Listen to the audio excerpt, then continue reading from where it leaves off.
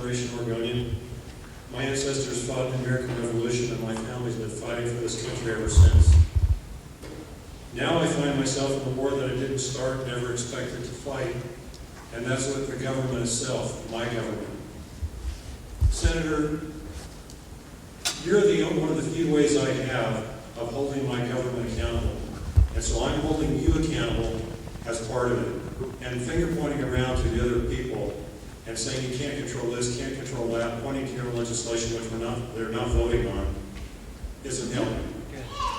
You have declared war on the taxpayer through excessive taxation. Recently, nearly $1 trillion of our taxes was taken and used for payoffs, kickbacks, and pet projects. You've bankrupted our treasury to the tune of over $100 trillion, thereby making us and our children indentured servants. Yet you continue to pile on more spending and taxes. You are complicit in the administration's trashing of our Constitution. The First, Second, Fifth, and 10th Amendments, to name a few, are under attack, and you've done nothing. You did nothing when the president appointed self-avowed Maoist, Marxist, and socialists to be his advisors.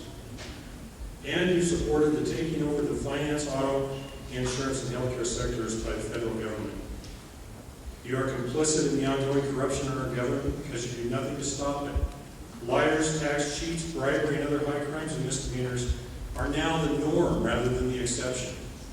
You are complicit in denying over half of Americans the right to representation in government by disallowing anyone but Democrats to say in the healthcare debate.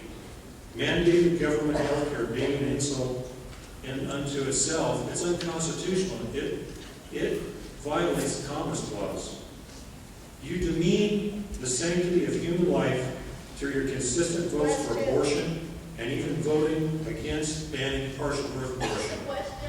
Is that a question? Yeah. Is there a question? We're here to Let it not to read the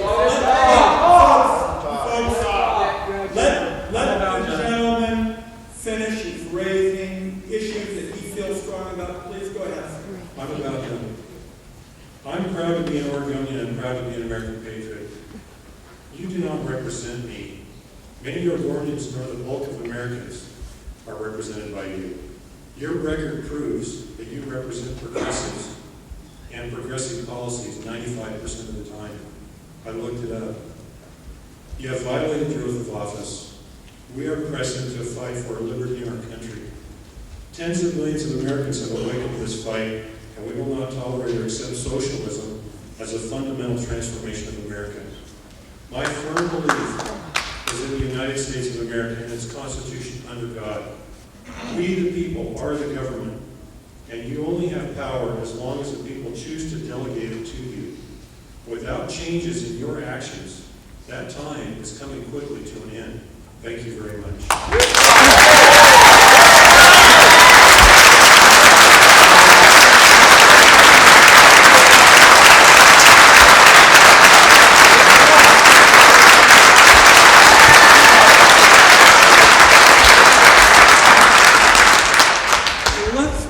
Try to take as many of those concerns as we possibly can. The gentleman said I was only interested in Democrats. I will tell you, sir, nobody in the history of Oregon government has ever done this before. To go to every county, every year, to just have open meetings like this. Never been done. Not to invite Democrats or Republicans. It's pretty clear that we've got people of all philosophies here. And I do it because I believe in open government. I think your question almost raises, the issue of patriotism. That's something that the Wyden family feels real strongly about. My dad fled Nazi Germany in the 1930s. Not all our family got out. He came to this country, kissed the ground because he got to the freest and most open place on earth. Taught himself English, volunteered for our army, wrote the propaganda pamphlets that we dropped on the Nazis. Sir, my family doesn't take a back seat to anybody, not anybody, in patriotism and love of our country. Now, with respect, You had your say, sir, and I'd like to respond to your points. The gentleman talks about liberal policies. Voting for the death penalty repeatedly was not liberal. Voting against the bank bailout bill was not liberal.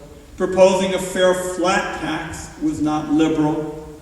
The list goes on and on. I call them like I see them. And I'm very much aware that the community and our country is divided on this healthcare issue. And that's why I want it understood that I'm going to stay at it, trying to bring people together, just the way I did with John Shelk and folks here locally. Those kinds of approaches aren't easy to do, but that's what I believe government service is all about. I didn't come here to trash Republicans. I haven't hardly mentioned, George Bush. I haven't mentioned Dick Cheney. I'm not trashing anybody.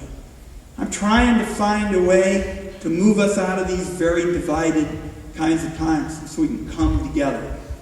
And as long as I have the honor to represent this community in this state, the United States Senate, that's the way I'll continue to do it.